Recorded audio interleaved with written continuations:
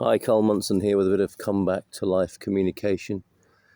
And of course, first question I would like to ask you is, where are you right now? Where is your awareness? Where is your being right now? I guess just asking you to watch this video or inviting you to watch this video has you focus your attention on this content. And what else is running? Thoughts, anxieties, worries, you're full. Somewhat like an attention on this, but with an awareness in your body as well, ideally for me, I don't know about for you, and a relaxed easiness about watching, or just seeing actually rather than watching. Just if you're moved to watch this, great, and maybe have a relaxed focus on it, an easygoing attention awareness of what's being said. That'll be ideal as far as I'm concerned. Anyway, let's crack on with it. And the idea of the myth of the biggest picture house on the planet. And this came up in conversation last night with friends. A metaphor, a myth for what's going on in the world of human beings, certainly in our part of the world at the moment. And I propose that we have a planet, or something that appears to be a planet anyway. We're on the Earth. Let's say we're on the Earth, and that's why I think it's lovely that I've got this visual going on that you're looking at. You don't have to look at me. You can look at the beauty of semi-nature. I'm going to say semi-nature because I think this is basically a plantation of eucalyptus and pine trees, but it's pretty natural compared to being in a house or shopping centre or workplace or something like that. It's quite natural, isn't it? Quite natural. And let's imagine with this myth that much of the world is in this kind of condition of freedom, nature, openness, and people have built some dwellings, obviously, to take refuge from the extremes of this situation. Maybe they've cut down a few of these trees to make shelters or make fire. And somebody comes up with this idea, maybe looking at the flames of the fire one night, that, wouldn't it be amazing to have moving pictures of our own lives? And so, of course, the first movie is made and a building is made, trees are cut down, and movies are made recording reality and real life and representing it within an abstracted place, building.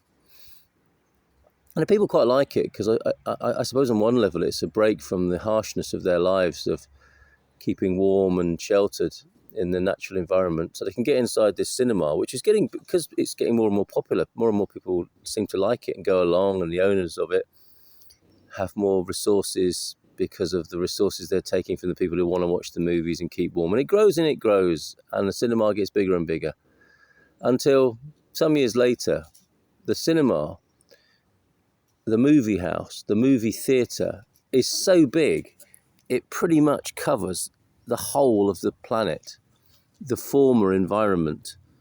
And there's just a tiny little bit left of this environment outside by way of a contrast to what's going on inside the cinema, in which people live their entire lives. They don't just go to the cinema once a week, twice a week, twice a day. They live there. They've become so attracted and used to it that they actually live in there all the time.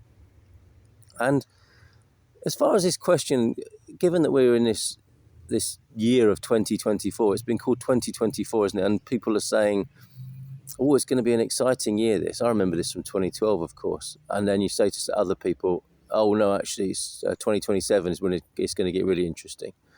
Suffice to say that the civilization in which most of us find ourselves, who might be listening to this message, is on a trend. And it's on a trend of uncertainty, and one might say a collapse or evolution. In a sort of more neutral way, it's changing, and it's changing in a way that reflects the unsustainable nature of its design. And that is the metaphor. That's the culture we live in, is like this great big superimposed cinema, movie theatre, on top of the original situation for human beings. Nature has given way to a mediated, manufactured view of everything in which people live, and that's certainly how it occurs to me. And I'll give you an example. I'm concerned at the moment about the number of excess deaths that seem to be are being reported in certain places in these times. Let's just say in these times. I live in Portugal, and in this year, apparently we have 700 or thereabouts additional deaths to what people would normally expect at this time of year. And I've made the point publicly, and I thought there would be a much bigger reaction to this. And I'll come back to the biggest picture house metaphor myth in just a moment. I thought there'd be a bigger interest in why it is all these extra people are dying more than they would be ordinarily.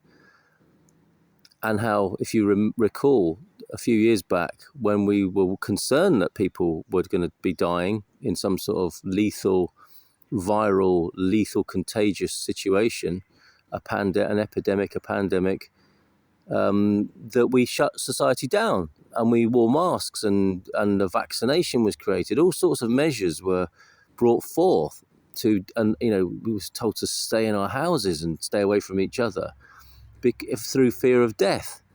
Now, the death is happening now in a what you might call an epidemic proportion, but no, there's no obvious public health concern about that, or widespread anyway. I know some people are concerned about it, but generally speaking, it's you can't trust one source. The things actually that were being said in 2020, you don't want to take your it's a conspiracy theory, or you don't want to take your information from one source. And of course, the hospitals have been under strain, so obviously you've got to expect a few more extra deaths now.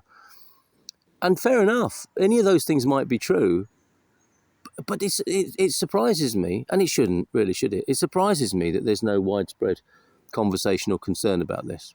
Maybe people are sick of it, I don't know. But that's taking place inside the cinema. And what for me is more important is, if things are going to start changing, and for some people they're going to start changing drastically, is their prediction, catastrophically, collapse style of the current civilization, and others are hoping for a more perhaps measured transformation and change of direction. That to me is the most, what's the word? I guess what stays with me, what is meaningful to me, is whether or not the conversation is taking inside or outside this great big picture house that has now enveloped all of human awareness. And there may be a few little windows around, and there may be people banging on the window saying, "Come out, it's really real outside here. Do you remember it used to be fantastic outside the picture house? Do you remember before you lived in there, before your children were born in there and your grandchildren were born in there, there's this other world outside." And some people are saying, "God, someone banging on the window. I can't listen to my film while that's going on. Shut the window. Get security to get rid of that person banging on the window." And now as well, there are people inside the cinema possibly saying, "Hey, there's this going on and there's that going on." And mainly, I think, people in the cinema are saying, "Shut up. We're trying to watch the movie here. Shut up. You're ruining our fun. We're trying to just, enjoy ourselves in the cinema. And what you're saying has got nothing to do with what's on the screen at the moment or what we've been told in previous films that we've been watching in here." So it may be that the atmosphere in the cinema is changing a little bit, and that more security is needed to shut people up so that other people can watch the film in comfort and without interruption. And it seems to me that is going on mythically, metaphorically. And for those who, I think, I don't know, what would they be called? The remnant, the people who have some concern about how to be prepared in this time, the great uncertainty, the anxiety possibly of these times. Or I'll tell you what I'm planning to do, and that is to, first of all, recognise that all of us live inside and outside the cinema. It's so prevalent and pervasive now, this way of life, that we are smart, intelligent to acknowledge that it's so prevalent and dominating that we both live inside and outside of the cinema. Well, some people live entirely inside the cinema, or it would appear to, and some people, at great expense to themselves and their sanity, you might say, live outside the cinema. most people, I would say, in the great majority of people, live a lot of the time in the cinema and have occasional glimpses of life or memories, flashbacks, you might say. They're watching the movie that's being presented, the approved version of life, and they're getting a flashback of something. And it might even not even be in their own experience. It might just be a flashback within the common consciousness, the collective consciousness, that or instinct. You might call it instinct. These seats are nice, these drinks are nice, the popcorn's nice, the movie's nice, the movie's engaging and entertaining. But there must be more to this. They're feeling an instinct, the call of the wild, if you like, at the moment. And I think that's all of us to some measure or other.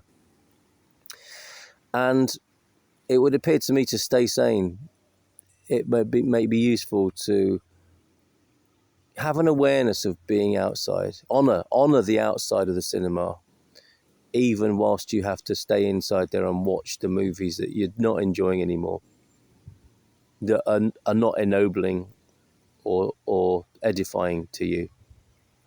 But that's what's happened. We went in that direction. We now live in the biggest picture house on earth. It mostly has taken up all of the earth. And to varying degrees, people are lapping that up or being more or less uncomfortable with it.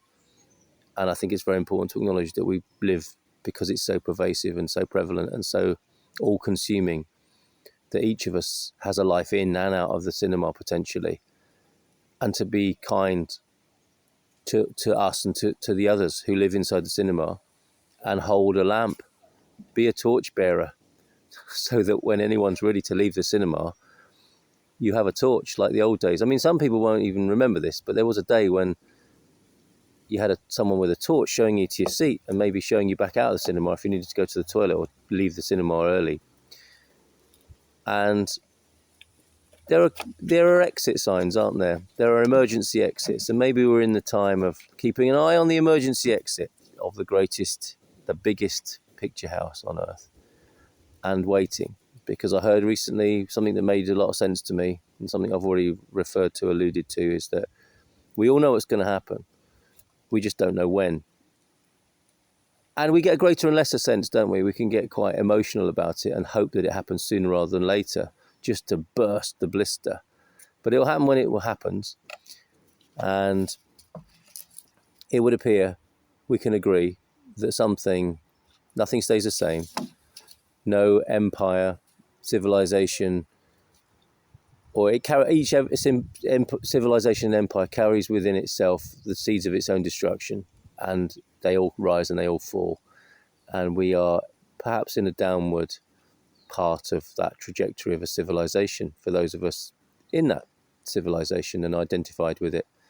And that's going in a certain direction, and we can only imagine what's going to happen and specifically the detail of that. Yet we know it is going in that direction, and it's only a matter of time, and it's quite useful to be prepared in some way.